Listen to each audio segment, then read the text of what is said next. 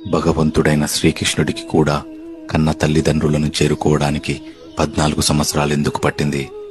కంసుని వధ తదనంతరం కన్న తండ్రి వసుదేవుడు కన్న తల్లి దేవకిని విడిపించడానికి కారాగారం చేరుకున్న శ్రీకృష్ణుడిని చూసి పుత్రవాత్సల్యంలో ఆ తల్లి, ఏ కృష్ణ, నువ్వు భగవంతుడివైనా నీకు ఈ అభాగ్య తల్లిదండ్రుల మీద దయ కలగడానికి 14 సంవత్సరాలు పట్టిందా అని బాధను వ్యక్తం చేయగా, నన్ను క్షమించాలి మాత, మాధవుడైనా మానవుడైనా గత జన్మ కర్మ ఫలాన్ని అనుభవించక తప్పదు అని అంటాడు.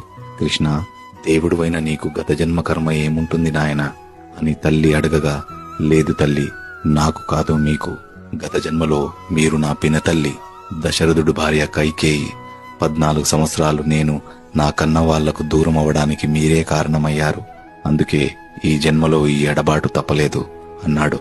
అయ్యో కృష్ణ, నేను ఎంత దౌర్భాగ్యురాలిని! ఆ అదృష్టం తల్లి యశోదకెలా లభించింది అని అడుగుతుంది. ఈనాటి నా తల్లి యశోదనే ఆనాటి నా కన్న తల్లి కౌశల్య. అప్పటి ఎడబాటుని ఈ జన్మలో తనకు తిరిగి అందించే సౌభాగ్యం నాకు కలిగింది మాత.